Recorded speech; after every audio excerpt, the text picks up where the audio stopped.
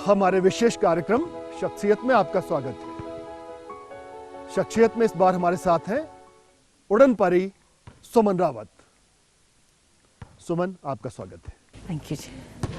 सुमन, आपने 1986 की Asian games में जो सियोल में हुई थी, देश का नाम गौरवान्वित किया था। 3000 मीटर में आपने ब्रोंज मेडल जीता था। वैसे तो आपने अनेक नेशनल रिकॉर्ड्स बनाए हैं और आप 400 मीटर से लेकर 42 किलोमीटर तक की दौड़ी हैं। ये बातें करते रहेंगे जी जी जी। लेकिन थोड़ा सा अपने परिवार के बारे में, अपने बारे में, अपने जीवन के बारे में, शुरुआती दौर के बारे में बताइएगा। जी हाँ, मैं जैसे कि हम 5 बहनें और 5 बहनों में मैं सबसे बड़ी हूँ और बचपन से ही मुझे मतलब पेरेंट्स को कह सकते हैं, हमें कह सकते हैं, शौक़ था स्पोर्ट्स का और 5 बहनें ही स्पोर्ट्स में इन्वॉल्व रही हैं। और मेरी जो स्कूलिंग है, हम सभी की स्कूलिंग जो है वो पोर्टमोर से हुई है और उसके बाद मतलब उस स्कूल के दौरान में ही जो है हमारी स्पोर्ट्स की एक्टिविटी जो मतलब है मैक्सिमम जो एक्टिविटी स्पोर्ट्स की रही है। और जैसे पेरेंट्स को जो हमारा मतलब हम 5 को बनाने के लिए, 5 को स्पोर्ट्स में डालने के लिए मतलब पेरेंट्स का काफ़ी मतलब योगदान रहा है, क्योंकि उनको बड़ा शौक़ था कि भी स्कूल में खेलूं। और जब मैं स्कूल में भी मतलब जैसे मैं पोर्टमोर में जब हम मतलब छोटी थी तो उस समय भी मैंने शुरुआत करी वो खो खो से करी। तो उस समय खो खो गेम मतलब स्कूल में खिलाया तो मैं पकड़ी नहीं गई।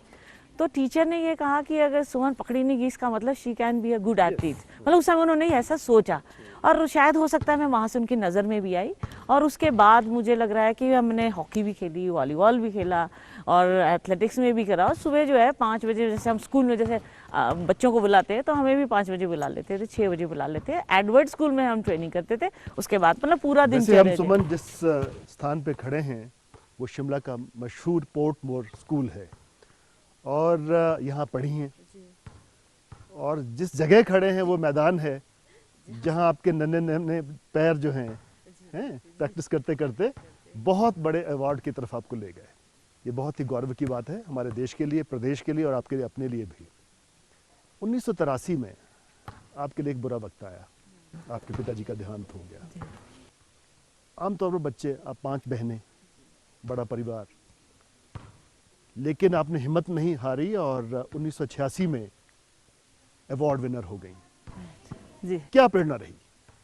उस समय एक्चुअल में दरअसल ऐसा था कि जब हम मतलब स्पोर्ट्स जैसे 1982 में जब मैं पहली बार राष्ट्रीय स्तर की प्रतियोगिता के लिए गई थी तो मेरे फादर मतलब आपको याद होगा कि 1982 में एशियन गेम्स दिल्ली में हुए थे तो मेरा उसके लिए सिलेक्शन भी हुआ था। लेकिन बोलते ना उस समय आपको याद है डेंगू फीवर, जो आजकल डेंगू चला उस समय वो डेंगू फीवर भी चला था। तो मेरी जो है फर्स्ट 3 में प्लेस आई थी। तो उसमें बाय चांस मतलब मैं नहीं सिलेक्शन किया क्योंकि उन्होंने रीट्रायल दिया, रीट्रायल में मेरे को फीवर हो गया। लेकिन उसके बाद जब गीता जुच्छी उस समय ओथ ले रही थी, आपको याद होगा गीता जुच्छी जो थी उस समय अर्जुन अवार्ड मतलब एशिया की बेस्ट एथलीट थी, वो जब अवार्ड ले तो मेरे फादर ने उस समय ये कहा, हम ऐसे टीवी देख रहे थे तो टीवी में देखते देखते कहा कि एक दिन मेरा बेटा वहाँ होगा।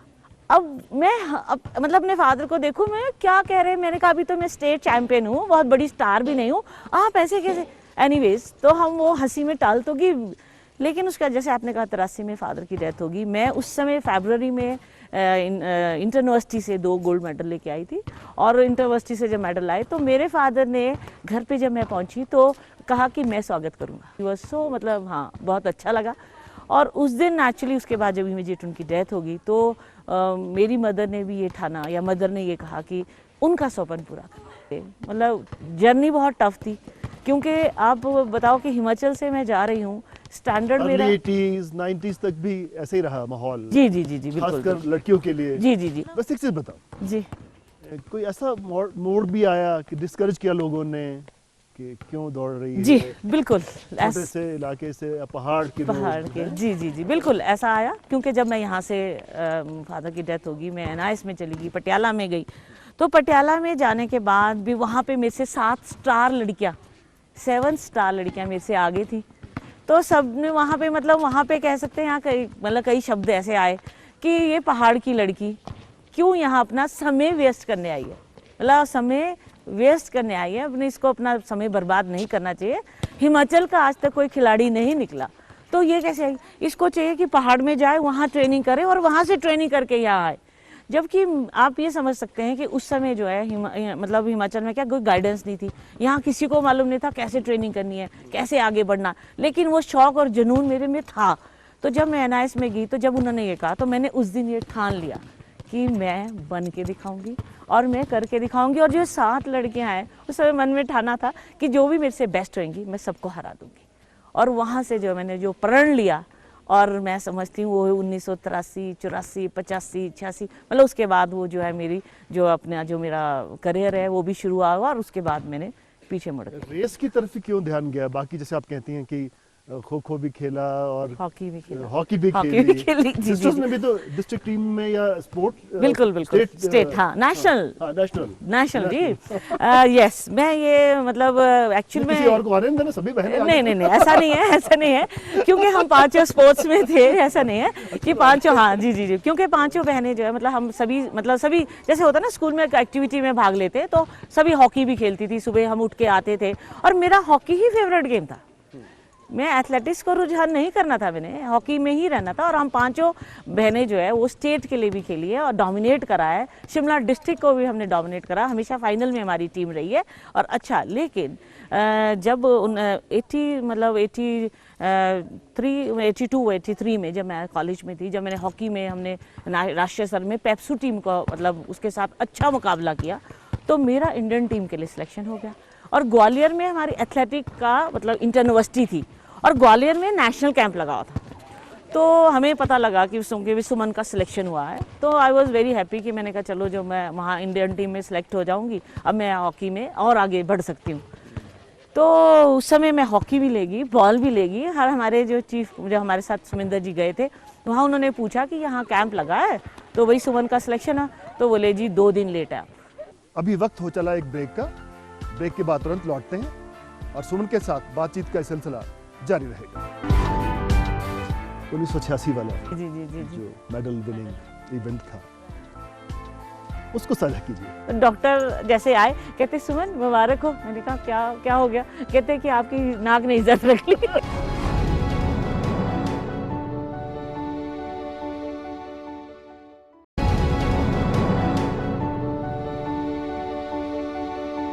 ब्रेक के बाद आपका स्वागत है। सुमन, हॉकी से एथलेटिक्स ये शिफ्ट कैसे? जी, जैसे मैंने बताया आपको कि मैं यूनिवर्सिटी में गई और वहाँ पे उन्होंने जब नहीं लिया तो उसके बाद जो है मैं बहुत रोई, मतलब बहुत दुखी हुई। कहने का मतलब बहुत ज़्यादा दुखी, और इतनी दुखी हुई कि मैंने ये तय कर लिया मैंने खेलना ही नहीं। मतलब इतने मोमेंट्स, ऐसे तो बहुत मोमेंट आए लेकिन that was one of the moments कि जिसमें मुझे लगा। फिर मेरी मदर ने समझाया, मुझे बुझाया। उसके बाद फिर दोबारा से उन्होंने कहा कि मैदान में उतरो और अपनी एथलेटिक्स में जाओ और एथलेटिक्स में कुछ करो। फिर वो वहाँ से जो है एथलेटिक्स को मैंने शिफ्ट करा। फिर वो रेसेस ऐसी पकड़ी, 400 metres, 800 metres, 1500 metres, 300 metres, 10 kilometres, 42 kilometres. भाई बस नहीं, वो तो मुझे लगता है कि क्योंकि हिमाचल ना हाई एल्टीट्यूड है और शिमला में मेरी मैक्सिमम ट्रेनिंग रही है। और शिमला हाई एल्टीट्यूड में जैसे मैं बताऊं, मुझे दौड़ना इतना अच्छा लगता था कि जब मैं 3 किलोमीटर की भी ट्रेनिंग करी तो उस समय भी 20-20, 30-30 किलोमीटर में दौड़ती थी। तो मुझे अच्छा लगता है, इट वॉज माई पैशन कह सकते हैं। बताइए जी, 1986 वाला जी जो मेडल विनिंग इवेंट था उसको साझा कीजिए। जी, वो तो जब हम लोग जैसे आप पत्रिका जितने भी हमारे जब इंडिया से हम जा रहे थे, जैसे 1982, 83, 84 तक मैं राष्ट्रीय चैंपियन थी 1500 मीटर और 3000 मीटर। तो मुझे मतलब जब हम जा रहे थे तो प्रेस में क्या आ रहा था, रोज आ रहा था Suman Rawat 2 gold, PT Usha 2 gold. मतलब आमूमन ये था बिकॉज सबकी नज़रें हम पे थी और एक प्रेशर हम पे बना हुआ था। तो जब हम गए, मतलब मैं इसको बिल्कुल शॉर्ट भी करूंगी क्योंकि जब हम वहाँ गए तो वहाँ पे मैंने देखा कि एशिया में मेरा जो 1500 मीटर है उसमें रैंकिंग 4, उसमें मैं ऑब्वियसली जब रैंकिंग 4 में भी था कि 3rd और 4th का 0.1, मतलब 422.3, 424, 2 4 3 और 4 इतना है आपको आज भी कि 1500 मीटर नहीं जीत पाई। Of course. उसके बाद फिर 3000 मीटर था। 3000 में मेरा जो राष्ट्रीय रिकॉर्ड था वो 9:36 का था। और जब मैं वहाँ गई एशियन गेम्स में तो वहाँ पे हमने जब रैंकिंग लिस्ट निकाली तो वहाँ देख रही मेरा रैंकिंग 8th है। मेरे को लग रहा था कि मैं क्लोज में 1500 में हूँ।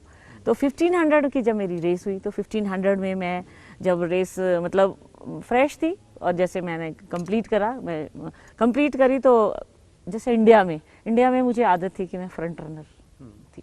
और वहाँ भी मैंने वो किया, फ्रंट रनर ही रनिंग करी, और करने के बाद जब मैंने 3 लैंग्स लगाए उसके बाद फिनिशिंग में जो है वो फर्स्ट सेकंड थर्ड में आई वाज फोर्थ। और मैं उस समय आप मतलब मेरे लिए मुझे ये लगा कि अब मेरा कोई मेडल नहीं आएगा। और बोलते हैं कि जब हारता है कोई उसका कोई साथी नहीं होता। तो मैं, आप यकीन नहीं मानेंगे, मैं इतना मतलब उसके बाद जैसे ही फील्ड से बाहर निकली तो हमारा वार्म अप फील्ड होता है, तो वार्म अप फील्ड में मैं गई और बिल्कुल नीचे सो गई। और मैं बहुत जोर, क्योंकि वहाँ तो कोई था नहीं और मेरा रोना भी कोई सुनने वाला, जोर जोर से रोई, मतलब अपना बड़ा, मतलब मुझे इतना दुख हुआ कि आई मिस द मेडल। तो थोड़ी देर बाद वलसम्मा, आपने सुना होगा एमडी वलसम्मा और उसके कोच, उनका शायद इवेंट था, वो आए। जब वो आए तो उन्होंने देखा कि वो इंडिया का ट्रैक सूट पड़ा, मैं आई वाज लाइंग डाउन, तो उनको लगा इंडिया का ट्रैक सूट पड़ा है कि कोई भूल गया। तो जब वो नज़दीक आए तो लगा तो कोई रो रहा है जोर जोर से। फिर उन्होंने मुझे ऐसे सुमन बोले, मुझे नहीं सुन, उन्होंने बोले what happened, I said I miss the medal. Who said, बोला उन्होंने बड़ी कुल्ली कहा, हु सेड, आई सेड मेरा वो 8th है, तो 3000 मीटर 3000 उसने कहा कि है आपका, और आप देखना, उसने ये कहा कि आप देखना कि आप कल हमें ऐसे मेडल दिखाओगे। अब वो तो एक उनका था कि मेरे को बहलाने के लिए वो बात थी, बट शायद हो सकता है it was not expected for me, क्योंकि मैं तो टूट चुकी थी। और उसके बाद जी जब हम फिर उसके तीसरे दिन हमारा थर्ड डे, फिर 3000 इवेंट था, तो इतने कहते हैं ना कि जब आप वहाँ फील्ड में जाते तो प्रेशर बहुत रहता है, खाने को दिल नहीं करता, टेंशन रहती है। तो स्ट्रेटजी चेंज की फिर? जी बिल्कुल वहीं पर आ रही हूँ मैं भी, क्योंकि जब मैं ब्रेकफास्ट के लिए जा रही थी तो हमारे एक एंग्लो इंडियन कोच थे, उन्होंने कहा सुमन व्हाट, मतलब आपने उस दिन क्या गलती करी? मैंने कहा यस सर, मैं कहा मैं लीड लेके दौड़ी, वो मुझे नहीं करना चाहिए था। तो बोले यस चेंज योर, है ना, वो टेक्निकल वो जो प्रैक्टिस है वो चेंज। उसके बाद में 3000 में जब हम भाग रहे थे तो जो इंटरेस्टिंग पॉइंट था, जब हम भाग रहे थे तो 1 किलोमीटर जो 3 मिनट 5 सेकंड का पर किलोमीटर जाना था। तो जब हम बंच में मैं दौड़ रही थी, फर्स्ट बंच में जब मैं दौड़ रही थी, तो दौड़ते दौड़ते मतलब हमारी जो इंडियन टीम के जो एथलीट्स थे या कोच थे वो कह रहे थे लगे अभी गिर जाएगी सुमन, क्योंकि रेस इतनी फास्ट जा रही थी कि मतलब सभी को लग रहा था मेरी रेस कंप्लीट ही नहीं हो सकती। एनीवेज जब मैंने फिनिश किया, फिनिश करने के बाद जब मैं मतलब वो 5th नंबर पे थी, 5th से मैं चौथे पे आई, चौथे से जो है 3rd और 4th के लिए जो फाइट हुई वो तो ऐसे लग रहा था जैसे 100 मीटर पीटी उषा की तरह ही हम दौड़ रहे। लास्ट स्ट्रेच जो हमारा था इतना टफ था, जैसे हमने फिनिश करा तो मैं एकदम जैसे खड़ी हुई, नॉर्मली आई वाज नॉट, मतलब मुझे ये भी नहीं लगा, जैसे आप देखते हैं आप बच्चे एकदम गिर जाते हैं। वो नाक कैसे बची जैसे जी वो ऐसा था कि वो जो हम लोग फिनिश करने के बाद फ्लैश आया, फ्लैश में रिजल्ट आधा घंटा था चला रहा, तो जब फ्लैश आया तो उसके बाद डोप के लिए हमें ले गए और डॉक्टर आए। तो डॉक्टर ने कहा, तब तक मुझे ये मालूम नहीं था कि मेरा मेडल, तो डॉक्टर जैसे आए कहते सुमन मुबारक हो। मैंने कहा क्या हो गया? कहते कि आपकी नाक ने इज्जत रख ली। तो मुझे लगता है क्योंकि हमारा दोनों का जो टाइमिंग था 3rd का और 4th का 9:14:70 9:14:70, और वहाँ पर जो है सुमन रावत कह सकते हैं कि आप मेरा एकदम ऑब्वियसली लाइफ भी चेंज हुई, और उससे जो है भारत सरकार की तरफ से अर्जुन अवार्ड के लिए भी जो है मुझे चुना गया, और उस समय 87 में जो मुझे राष्ट्रीय अर्जुन पुरस्कार मिला था। 10 वर्ष लगातार नेशनल गेम्स में आपने कब्जा जमाए रखा, थोड़ा सा बताइए। वो इसलिए क्योंकि जब मैं गई, मैंने आपको शुरू में बताया कि मैंने जब मुझे ये कहा कि ये पहाड़ की लड़की में आप गोल्ड मेडलिस्ट रही? जी हाँ, मैं 400 मीटर में, 800 मीटर में, 1500 मीटर में, 3000 में, 10,000 5000 में, 10,000 में, 21 किलोमीटर और 42 किलोमीटर, उस सब में मतलब स्विच ऑफ किया। और मैंने जब जैसे साउथ एशियन गेम्स फेडरेशन की भी जो गेम्स हुई थी वो कलकत्ता में हुई थी, और उससे भी पहले 3 दिन पहले 21 किलोमीटर दौड़ा, और 21 किलोमीटर के तीसरे दिन, अब जैसे आप जब मैं वहाँ पे गई कलकत्ता में तो सबको मालूम था कि मैं इलाहाबाद में 21 किलोमीटर दौड़ने गई हूँ, और I was not a marathon runner, मतलब फिर भी मैंने वो अटेम्प्ट करा क्योंकि सबने कहा कि सुमन दौड़ सकती है हाई एल्टीट्यूड की। आप राज्य के खेल विभाग में युवा सेवाएं और खेल विभाग कहते हैं, इसमें संयुक्त निदेशक हैं। खेल विभाग की सेहत क्या है, राज्य में खेलों की स्थिति क्या है, इसके बारे में भी आपसे बात करेंगे, लेकिन एक वक्त हो चला ब्रेक का। ब्रेक के बाद तुरंत लौटते हैं और ये सब जानकारी सुमन से लेते हैं। आपके विभाग का कामकाज अच्छा नहीं है, शिकायतें रहती हैं लोगों को, मैं समझती हूँ ये पिक्चर आप जो कह रहे हैं, मुझे नहीं लगता आज ऐसी ऐसी स्थिति है।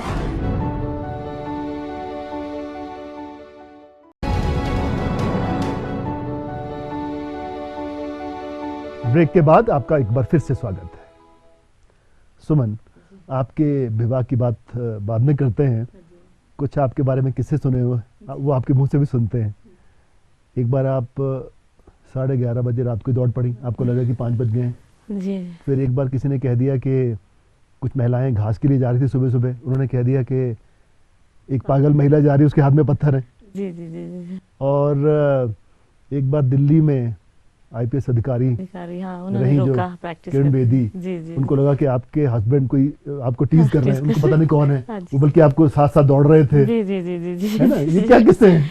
इसमें ऐसा है कि जैसे हम लोग जैसे गांव की जब मैरिज हुई मेरी, तो मैरिज के बाद ऑब्वियसली प्रैक्टिस करनी थी मुझे, तो 50-60 किलोमीटर दौड़ना था।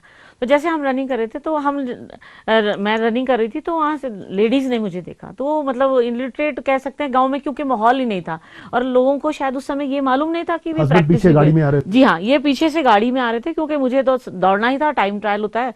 तो वो जब वो लेडीज ने देखा, तो उन्होंने मेरे हस्बैंड को ये बताया कि आप आगे, हाँ आगे, मतलब आगे ना जाओ, क्या पता वो लेडी है, उसके हाथ में पत्थर है, वो दौड़ रही है और वो शायद थोड़ी हिल गई है, और उसके आप थोड़ा सा पीछे रहो कि वो पत्थर ही ना मारे।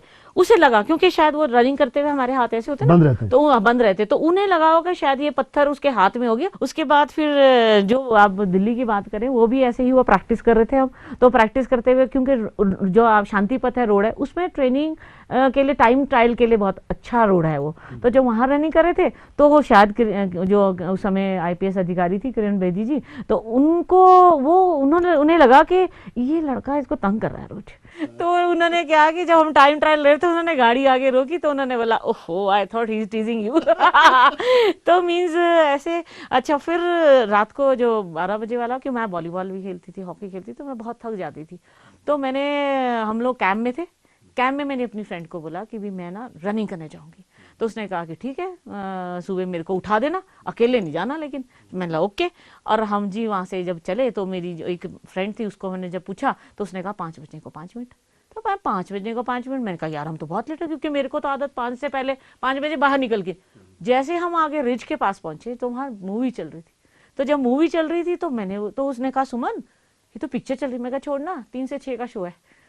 आगे हमने देखा कि 2 पुलिसमैन मतलब पेट्रोलिंग कर रहे थे, तो उनको हमने रोका। हमने कहा, फिर हमने उनको पूछा कि अंकल आप जरा टाइम तो बताओ, टाइम। जब उन्होंने ऐसे करके टाइम देखा, 12 बजे। 12, मैंने कहा हम 12 बजे दौड़ने, तो कहते आप क्या करने आए? मैं कहा हम रनिंग करने आए हैं। तो बोलते हैं वेरी गुड। बोले एक बार अखबार में आया, सुमन को बंदरों ने दौड़ाया। वो क्या है? वो ऐसा था कि जब मैं फॉरेस्ट रोड में रनिंग करती थी, क्योंकि यूजुअली जैसे सभी ने 4 बजे उठ के मैं रनिंग करती हूँ, तो जैसे मैं क्रॉस करती, मतलब दिन होना लगता, तो बंदर भी मैदान में आ जाते। तो अब ये नहीं पता चलता कहाँ छुपे होते। तो जैसे वो लाइन में बैठे हुए थे, और लाइन में बैठे थे, जैसे मैं क्रॉस हुई, तो एक बंदर, 2 बंदर थी, और मेरी स्पीड इतनी तेज करनी पड़ी मुझे, मतलब बहुत तेज दौड़ना पड़ा उनसे बचने के लिए। तो ऑब्वियसली फिर ये एक आ गया कि भी शायद सुमन ने, बंदरों ने मतलब उनकी सुमन की स्पीड बढ़ाई। चलिए, अब आपके विवाह की बात करते हैं। आमतौर पर शिकायत रहती है, स्कूल में किट्स नहीं मिलती। हिमाचल प्रदेश में आपके विभाग का कामकाज अच्छा नहीं है, शिकायतें रहती हैं लोगों को। और एक ही सुमन पैदा हुई है, बाकी लोग नहीं हुए हैं। ठीक है, कबड्डी में गए हैं बच्चे और जगह, लेकिन इस तरह क्रिकेट में अब एक बच्चा आ गया है, ऋषि धवन करके। तो क्या लगता है आपको? मैं समझती हूँ ये पिक्चर आप जो कह रहे हैं, मुझे नहीं लगता आज ऐसी ऐसी स्थिति है। क्योंकि अगर हम बात करें 30 साल पहले या 20 साल पहले की, और मुझे लगता है 20 साल पहले की भी अगर बात, उस समय ऐसा जरूर होता था कि विभाग के पास कह सकते थे बजट नहीं होता, बजट का प्रॉब्लम। लेकिन आज मैं समझती हूँ कि आज पिछले 5-7 सालों से हम बच्चों को जो है, हर बच्चे को, जैसे हमारे 5 इवेंट होते, तो 5 इवेंट में हम बच्चों को प्लेइंग किट भी दे रहे हैं और ट्रैक सूट भी दे रहे हैं। और वो बच्चे जो है, मतलब क्योंकि अगर वो बच्चा 4 बार स्टेट में आ रहा, तो 4 बार उसे ट्रैक सूट मिल रहा है। तो एक ये अच्छी बात है, क्योंकि विभाग के लिए, क्यों एटलीस्ट हम एक्सपोजर दे रहे हैं उनको, क्योंकि आमतौर पर बच्चों को नहीं मिलते थे। तो अब वो एक्सपोजर मिल रहा। और जहाँ हम, आपको याद होगा कि 83 से पहले या हम 80, क्योंकि अगर हम बात करें उस समय जमाने की भी, तो सिर्फ गिन के 5 एथलीट होते थे। सुमन रावत भी बाद में आए। तो उन 5 एथलीट के बाद आज अगर मैं गिनती गिनूंगी तो मुझे लगता है 100 एथलीट ऐसे जिन्होंने राष्ट्रीय और अंतर्राष्ट्रीय स्तर पर नाम कमाया। हम ये नहीं कह सकते कि आज हिमाचल जो पिछड़ा हुआ है। पहाड़ के बच्चे, स्टेमिना उनका अच्छा होता है। छोटी गेम्स, इंडोर गेम्स ज़्यादा परफेक्ट होते हैं बच्चे। ट्रैक्स बड़े नहीं होते। खैर अब कुछ एरियाज ऐसे हैं जहाँ ट्रैक्स बने। क्रिकेट की तरफ ही क्यों रुझान होता है ज़्यादातर? देखो, क्रिकेट का ये है क्योंकि प्रोफेशनल गेम है, क्योंकि इसमें पैसा इन्वॉल्व ज़्यादा है। बट मैं समझती हूँ कि हमें उससे कोई जेलस नहीं करना चाहिए। क्रिकेट को जो पैरेलल में चल रहा है वो फुटबॉल भी चल रहा है, क्योंकि आमतौर पे आप देखते हैं शिमला में स्कूल में बच्चे फुटबॉल के भी वैसे ही फ़ैन हैं जैसे क्रिकेट के। लेकिन इसको अगर हम प्लस पॉइंट लें, ये ठीक है कि क्रिकेट को जा रहे हैं और क्रिकेट हमारी गेमों को खत्म कर रहे हैं, ये हम, लेकिन मैं अगर इसको हम पॉजिटिव फेस देखें तो मैं समझती हूँ कि अगर वो बच्चे, मान लेते गांव के बच्चे हैं और 10 टीम वो क्रिकेट खेल रही, तो एटलीस्ट आप ये कह सकते हैं वो खेल के बहाने से, क्रिकेट के बहाने से उस बुरी आदतों से भी बच रहे हैं। तो हम इसको पॉजिटिव लें, क्योंकि बच्चा जो है वो क्रिकेट, देखो आप अगर कोई धोनी की बात लो, वो फुटबॉल कहता था क्रिकेट में चला गया, लेकिन कोई क्रिकेटर है वो एथलेटिक्स में भी आगे। तो ये it is a part of game और पार्ट ऑफ लाइफ कह सकते हैं। इसमें हम, आपकी खेल नीति में कोई खामी तो नहीं कि? जी नहीं, ऐसा नहीं कह सकते हम, क्योंकि हमारी खेल नीति, मुझे लगता है हिमाचल की खेल नीति है वो ही सबसे पहले बनी, हमें बाकी फॉलो कर रहे हैं। क्योंकि हमारा विभाग 83 में बना था। बहुत सारे स्टेट गवर्नमेंट्स है जहाँ पे नीति ही नहीं है, खेल नीति भी नहीं है, और कहीं इम्प्रूव भी हो रही है। बख्शो देवी एक स्कूल की बच्ची, वो भी आपकी तरह धाविका बनना चाहती है। कदम बढ़ाया भी है उसने, कामयाबी भी हासिल की है, छोटे स्तर पे की है। उसको तकलीफ है पेट में। आपके विभाग को लेकर बातें आई कि बहुत देर के बाद जागा, क्या कहेंगे? नहीं, ऐसा तो नहीं है। देखो, जैसे बख्शो देवी ने इवेंट किया, फर्स्ट आ गई, लेकिन विभाग को शायद ऐसा नहीं मालूम था। ईटीवी ने मुद्दा उठाया। हाँ, ईटीवी ने मुद्दा उठाया, लेकिन जैसे कल आपके चैनल में यहाँ जैसे हमने बात करी, आने से कल मैंने पूछा तो उन्होंने कहा कि उसके ऐसी पेट में कोई ज़्यादा दिक्कत नहीं है, लेकिन वो मतलब उसमें कोई डॉक्टर को जो दिखाया तो उन्होंने कहा कोई ऐसी बड़ी प्रॉब्लम नहीं, गंभीर प्रॉब्लम नहीं है, और अगर मतलब हल्के कण हो सकते हैं, लेकिन वो ऐसा मतलब क्लियर, मतलब कोई ज़्यादा आया नहीं। लेकिन फिर भी अगर हम ये देखेंगे कि भी ऐसे हमने अपने कोच को वहाँ भेजा, अब पहला हमारे को चाहिए कि शी शुड बी फिट, क्योंकि अगर वो फिट होगी तो ही खेल सकती है। क्योंकि स्पोर्ट्स या एथलीट एक ऐसी गेम है जिसमें आपका शरीर का हर अंग जो है इन्वॉल्व होता है। It is very difficult. अगर आपके पेट में या कहीं दर्द है तो मुझे नहीं लगता है कि वो रिस्क हमें लेना चाहिए। पहला है कि बख्शो देवी का फिट होना बहुत ज़रूरी है, जिसके लिए विभाग जो मॉनिटरिंग करेगा, मॉनिटरिंग करके हमारा जो कोच होगा वो भी उसको मतलब उसकी देखभाल में रहेगी। आपने परेशानियां देखी, पिताजी जल्दी चले गए, माताजी को कैंसर था, फिर भी आपका परिवार आगे बढ़ा, आपने मकाम हासिल किया। क्या होना चाहिए एक बच्चे में अच्छा प्लेयर बनने में, अच्छा एथलीट बनने में? जी हाँ, एक प्लेयर बनने में तो देखो सबसे पहले तो डेडिकेशन बहुत ज़रूरी है। अगर सुमन रावत बनी है, पागलपन, जी पागलपन के अलावा देखो टीवी होता था, मूवी नहीं देखी, बर्थडे नहीं मनाया, किसी के घर नहीं गए, सिर्फ सोना और दौड़ना। मतलब जब तक आपके पास एक एकाग्रता नहीं है, एकाग्रता बड़ी ज़रूरी है। अपेक्षा करते हैं, आशा करते हैं कि युवा पीढ़ी आपसे प्रेरणा लेगी और एक नहीं, हिमाचल प्रदेश से कई सुमन रावत बनेंगी। आपने ईटीवी के साथ बातचीत की, आपका बहुत बहुत धन्यवाद और आपको best of luck. Thank you. हमारी इस खास पेशकश में बस इतना ही। अगले हफ्ते फिर मिलेंगे एक नई शख्सियत के साथ। आप देखते रहिए ईटीवी न्यूज़।